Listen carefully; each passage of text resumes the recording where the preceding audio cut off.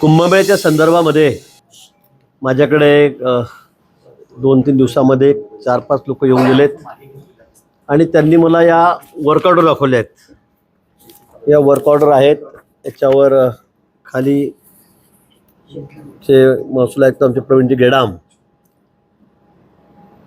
यांचं नाव आहे। हे डिजिटल सही म्हणजे फक्त यस केलेलं आहे।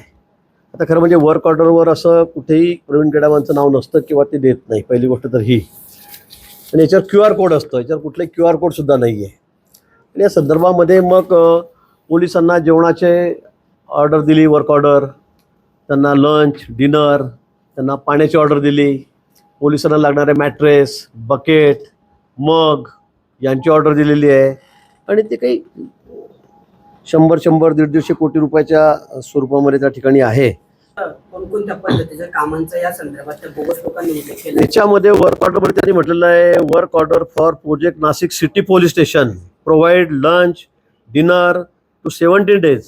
म्हणजे अशा पद्धतीने 70 दिवस त्यांना तुम्हाला जेवण द्यायचं आहे, तुम्हाला डिनर द्यायचं आहे, अशा पद्धतीने ही एक ऑर्डर या ठिकाणी माझ्याजवळ आहे। दुसरं आहे work order for project Nashik city drinking water supply for Kumbh. आता असं पाण्याची काही कुठली ऑर्डर वगैरे आमच्याकडे त्याचा काही प्रश्न येते, पण त्यांनी ही सुद्धा ऑर्डर या ठिकाणी त्या ठिकाणी दिलेली आहे। काही लोकांना त्यांनी मला दाखवलं की आम्हाला तोरण पाहिजे आहेत, पोलिसांचे ते बॅरिकेड पाहिजे आहेत, ते फोटो सेट पाठवले की अशा साईजचे पाहिजेत। म्हणजे इतके सराईत सगळे हे गुन्हेगार आहेत आणि मला वाटतं त्यांनी अशा पद्धतीने लोकांची ते फसवणूक करतायत। म्हणून सगळ्या अवेअर व्हावेत म्हणून या ठिकाणी मुद्दामून आपल्याला या ठिकाणी बोलून हे सगळे वर्क ऑर्डर या ठिकाणी दाखवतात। इथे तिसरे work order for project Nashik city police station, provided lunch dinner to police officer and official management and SRPF। म्हणजे सगळ्यांनाच तुम्ही जेवण द्या, लंच डिनर द्या, अशा पद्धतीने ही अजून एक वर्क ऑर्डर या ठिकाणी आहे। या ठिकाणी work order for project Nashik city police station, provided housekeeping blanket mattress and bedding to police officer and official management Kumbh Mela. अशा पद्धतीने ही या ठिकाणी वर्क ऑर्डर त्या ठिकाणी आहे। त्याच्यामध्ये तर सगळा रक्तगिफ्टेचा खाली उल्लेख असेल किती काय, तर मी ते काही फार बघितलं नाही, त्यांनी मला सांगितलं होतं। पण मला वाटतं हा विषय अतिशय गंभीर आहे। अशा पद्धतीने लोकांची फसवणूक केली जाते कुंभमेळ्याच्या नावावर। वाटतं सगळ्यांनी या ठिकाणी खबरदारी घ्यावी।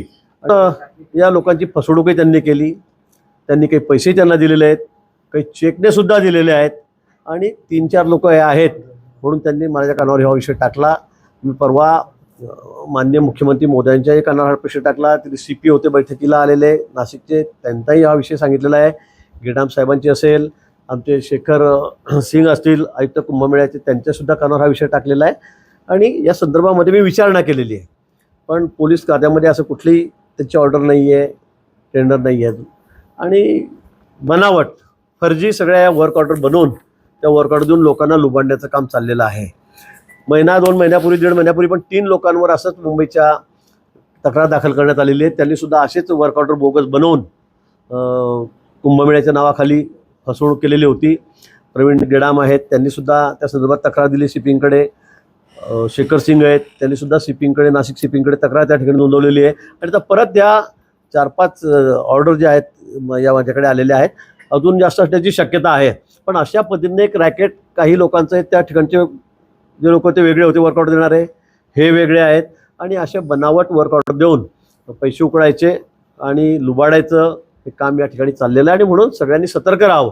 लोक माझ्याकडे 3-4 दिवसापूर्वी आलेत, ते मला येऊन भेटलेत। हो, जळगाव जिल्ह्यातले एक धुळ्याचा आहे, 2 जळगाव जिल्ह्यातले आहेत, जळगावचे आहेत, जामनेरचे एक जण आहे त्याच्यामध्ये। तर मला वाटतं हे सगळे 2-3 रॅकेट तयार केलं आणि अशा पद्धतीने लोकांची फसवणूक केलेली आहे। किती रुपयाची फसवणूक? 2 लोक जामनेरचेच आहेत, एक धुळ्याचा आहे, तो टीचर आहे, मुस्लिम समाजाचा आहे।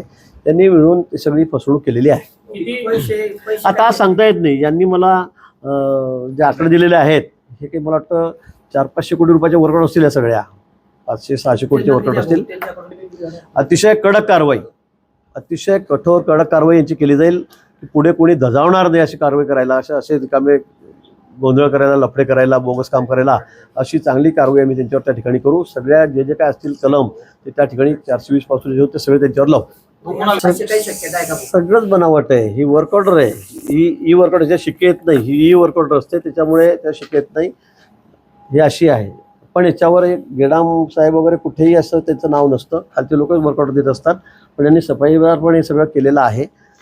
हा एप्रिलचा आहे, पण आता उघडकीला हा मार्च आहे, 1-3 मार्चचा पण आहे, त्याच्यामध्ये हा 8-4चा पण आहे, 26चा आहे. असे हे मार्च आणि एप्रिल महिन्यातले सगळे वर्क ऑर्डर या ठिकाणी आलेले आहेत. नाही आम्ही तर तक्रार करतोय, आमची भूमिका आहे की बोगस वर्क ऑर्डर कशी काय देऊ शकतात. पैसे देणे घेणे हा विषय नंतरचा आहे, पण इतकं सराईतपणे कोणी कोणाला फसवू शकतं, इतक्या बोगस वर्क ऑर्डर या ठिकाणी देऊ शकतं, हे तर मग सर्रास चालेल कुठेही. कोणी कोणाला फसवेल उद्या. हा जो यांच्यावर कठोर शासनाने झाला पाहिजे, कडक कारवाई यांच्यावर झाली पाहिजे, आमची मागणी आहे.